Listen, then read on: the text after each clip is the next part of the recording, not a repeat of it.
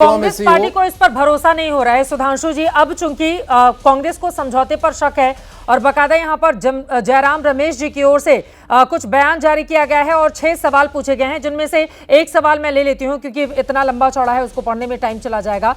पहला सवाल उनका यह है, क्या भारतीय सैनिक देपसांग में हमारी दावे वाली लाइन से लेकर बॉटलनेक जंक्शन से आगे के 5 पेट्रोलिंग पॉइंट्स तक पेट्रोलिंग करने में सक्षम होंगे जैसा कि वो पहले करने में सक्षम थे? और इसी के साथ ही साथ उन्होंने सवालों की बौछार कर दी है सरकार के सामने।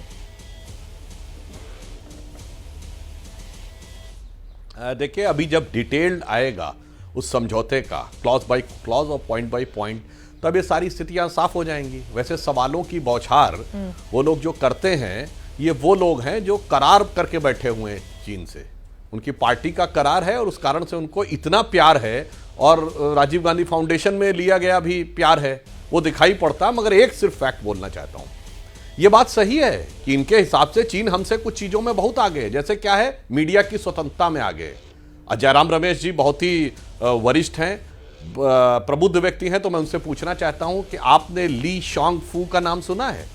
ये चाइना के डिफेंस मिनिस्टर थे, गायब हो गए थे, कोई मीडिया में चर्चा नहीं होती, मीडिया में वो हमसे ऊपर है। क्विंग गैंग का नाम सुना है? ये चाइना के एक्सटर्नल अफेयर्स मिनिस्टर थे, ये भी गायब हो गए थे और चाइना में कोई चर्चा नहीं होती। चाइना मीडिया स्वतंत्रता में हमसे ऊपर है। फिर भी मैं पंकज जी से भी कहना चाहूंगा, एक ली याओ चायू है जो कि rocket force, elite rocket force, जो चाइना में मतलब कमांडर इन चीफ के बाद नेक्स्ट है, वो भी गायब हो गए थे। जैक मा दुनिया का सबसे बड़ा आईपीओ ला रहे थे, 29.5 बिलियन डॉलर का, वो भी गायब हो गए थे, कोई चर्चा नहीं होती। पर चाइना हमसे बहुत मीडिया की स्वतंत्रता में आगे है। जो लास्ट प्लेनरी सेशन हुआ था, उसमें हु जिनताओ की हाथ पकड़ के बाहर ले जाते हुए तस्वीर के अलावा एक तस्वीर नहीं है मीडिया के पास। Forget about briefing. मगर चाइना हमसे स्वतंत्रता में आगे है। इस ढंग की पट्टी जिनकी आंखों पे बंधी हो। पर मैं अभी एक पॉइंट और कहना चाहूंगा, जो बहुत सही पॉइंट रेस किया गया था कि देखिए, चाइना में पॉपुलेशन घट रही है, इसलिए अब वहां पर आने वाले डिकेड्स में जो यंगर पॉपुलेशन का डिक्लाइन वो लीनियर नहीं होगा, एक्सपोनेंशियल होने जा रहा है। यह बहुत बड़ा चैलेंज है। और आप ये समझ लीजिए कि चाइना में अब जो यंग कपल है, उन्होंने 2 चाइल्ड पॉलिसी की, 3 चाइल्ड पॉलिसी, उसके बाद बच्चे नहीं पैदा हो रहे हैं। लोग फोन कर करके गवर्नमेंट की तरफ से इंसेंटिव दिया जाता है, तब बच्चे नहीं हो रहे हैं। चाइना के लिए बहुत बड़ी चुनौती है, क्योंकि यंगर पॉपुलेशन नहीं होगी तो आप manufacturing factory of the world का ख्वाब आपके हाथ से फिसलता चला जाएगा रेत की तरह। उधर भारत में यंगर पॉपुलेशन अधिक है, मैन्युफैक्चरिंग हब इधर की तरफ आ रहा है। इसलिए मैं कहना चाहता हूं, इन सारी परिस्थितियों को देखकर यह चाइना के लिए डिफाइनिंग मूवमेंट था, और हमने उस डिफाइनिंग मूवमेंट की नब्ज को अच्छे ढंग से पकड़ा है। और हम इसमें कोई गलतफहमी में नहीं है कि हमारा बहुत बढ़िया हो गया और हम एकदम वो हो गए। हम उसको एकदम सतर्कता के साथ, सहजता के साथ सारी बातों को समझकर आगे बढ़ रहे हैं। और मैं ये कह सकता हूं कि ये चाइना के लिए, अब मैं एक एग्जांपल देता हूं, चाइना में 26 रेलवे स्टेशन ऐसे जहां एक भी ट्रेन नहीं जाती। सोचिए, उन्होंने इंफ्रास्ट्रक्चर इतना बना दिया, एसेट के मैनेजमेंट का उनके पास व्यवस्था नहीं थी। इन सारी चुनौतियों के कारण वो इस बात को समझ रहे हैं। और फिर लास्ट में मैं ये भी बात कहना चाहूंगा कि हमारे मित्र बार बार जो बोलने का प्रयास करते हैं, देखिए अभी रशिया का एंगल बहुत सही बोला गया, बिल्कुल सही बात है, पर ऐसा नहीं कि रशिया का अपर हैंड है।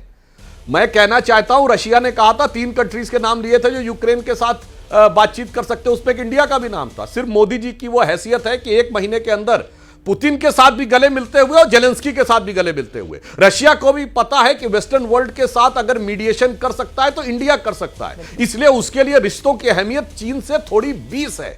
इसलिए यह रशिया का दबाव हो सकता है चीन के ऊपर, क्योंकि रशिया इस समय भारत के साथ संबंध खराब करना अफोर्ड नहीं कर सकता, तो हो सकता है चीन के ऊपर यह भी दबाव हो। तो मैं कह सकता हूं, बहुत खूबसूरती के साथ इस चीज का भी एक टैक्टिकल यूज अगर किया है सरकार ने, यह मेरा अपना एक एजम्पशन है, तो वो भी मैं कह सकता हूं डिप्लोमेटिक डेक्सटरिटी का एक अच्छा एग्जाम्पल।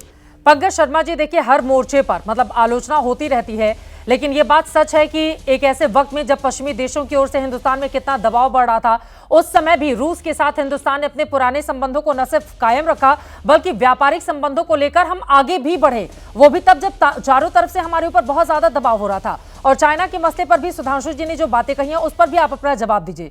उन्होंने कहा है बहुत सारे मसले ऐसे हैं जिन पर चाइना हमसे आगे है, जिसमें वो मीडिया की स्वतंत्रता का खासतौर से जिक्र कर रहे थे।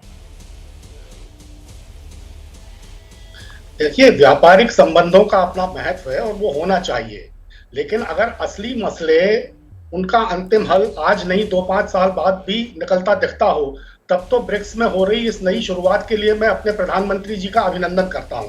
सुधांशु जी, महाबलीपुरम वगैरह की महिमा के सामने हम सब नतमस्तक हैं, लेकिन अगर ये सब लीला इसलिए रची जा रही है कि भारतीय कारोबारी जगत की कुछ नामी गिरामी हस्तियां चीन से व्यापार की अपनी राह सुगम बनाने के लिए, जैसा कि आपने शब्द इस्तेमाल किया, राजनीतिक, रणनीतिक, कूटनीतिक वातावरण बनाने का दिखावा करने में दिलचस्पी रखती हैं, ताकि भारतवासियों को लगे कि चीन ने अब भारत की बातें मानना शुरू कर दी हैं, बैक ट्रैक कर लिया है, जैसे कोई घुटने टेक दिए हैं, तो फिर इस नई शुरुआत का जो हल्ला मचाया जा रहा है उसका पूरी गहराई से मूल्यांकन करना जरूरी है।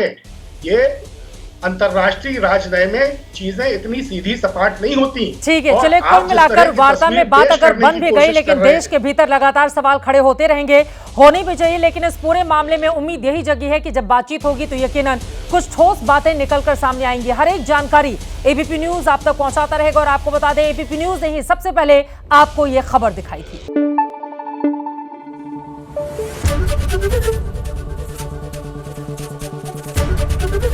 एबीपी न्यूज आपको रखे आगे।